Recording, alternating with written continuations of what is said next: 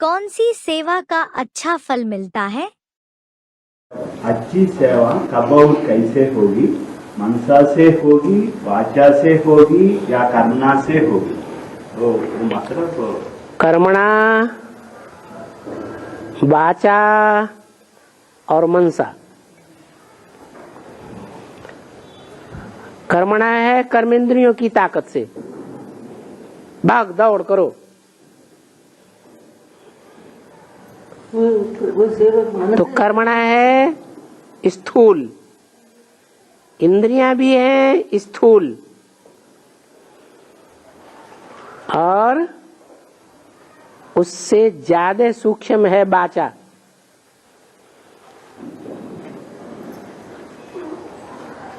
तो जिनकी वाचा में शक्ति नहीं है,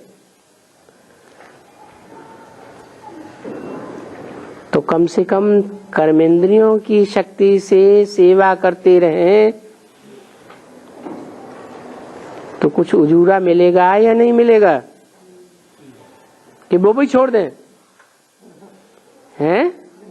दूसरी बात, कोई भी सेवा है उसमें भाव प्रधान होता है।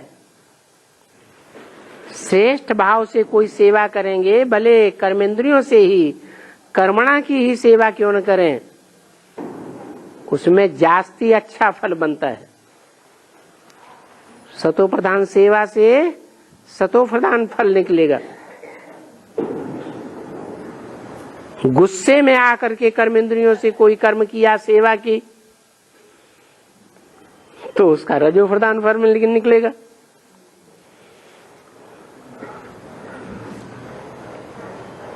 वाचा की सेवा, खुशी खुशी वाचा से सेवा की, ऐसी वाचा चलाई कि सुनने वाला खुश हो गया। भले ज्ञान तो ज्यादा उतना गहरा नहीं सुनाया, लेकिन सुनने वाले को खुशी बहुत आ गई, प्रसन्नता बहुत हुई। तो सेवा हुई या नहीं हुई? सेवा हो गई। कोई है ज्ञान बहुत सुनाते हैं, लेकिन ऐसी कठोर कठोर बातें बोल देते हैं कि सुनने वाले को अच्छा ही नहीं लगता, उठ के भाग जाते हैं। तो वाचा की सेवा सूक्ष्म है, शक्तिशाली है, लेकिन उसमें भी भाव देखा जाता है। भाव प्रधान बिच्छू रचि राखा। जो जिस भाव से जो कर्म करता है वैसा ही उसको फल मिलता है। मान लो किसी ने किसी की हत्या कर दी, जिसकी हत्या की उसके बारे में उसे पता चल गया ये बड़ा भारी डकैत है, गवर्नमेंट की पकड़ में नहीं आ रहा है, समाज वालों की पकड़ में नहीं आ रहा है।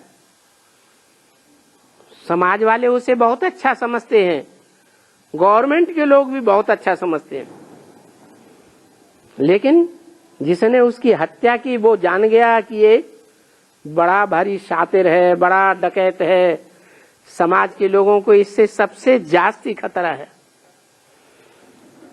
शासन को इससे जास्ती खतरा है। तो उसके ऊपर है पाप चढ़ेगा या पुण्य चढ़ेगा? मारने वाले के ऊपर पाप चढ़ेगा। अच्छे भाव से उसने हत्या की या खराब भाव से हत्या की? अच्छा भाव से करने से पाप नहीं। युद्ध करते हैं, देश की सुरक्षा के लिए सैकड़ों हत्याएं कर देते हैं। युद्ध करने वाले स्वर्ग में जाएंगे या नरक में जाएंगे? क्या मान्यता है? हैं? युद्ध में शरीर छोड़ेंगे तो स्वर्ग में जाएंगे। अब वो युद्ध की तो बात ही नहीं है तो ये माया की युद्ध की बात। भगवान ने जो युद्ध सिखाया है, हिंसक युद्ध तो सिखाया नहीं।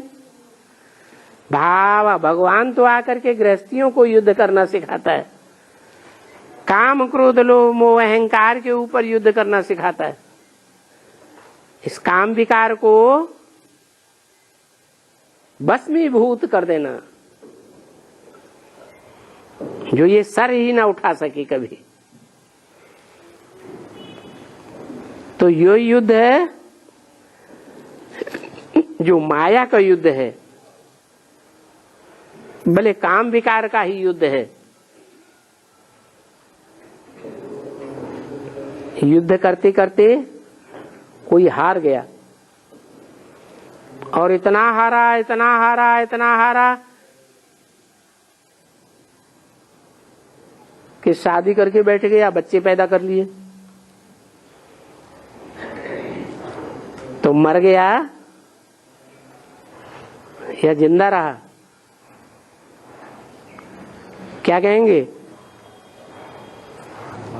मर गया। जिंदा वो है जो कभी हिम्मत नहीं हारता। देखिए, साइकिल सीखने वाला बार बार गिरता है, बार बार झट से उठ के बैठ जाता है गद्दी के ऊपर। तो हार गया या जीता? उसे हारा हुआ नहीं कहेंगे।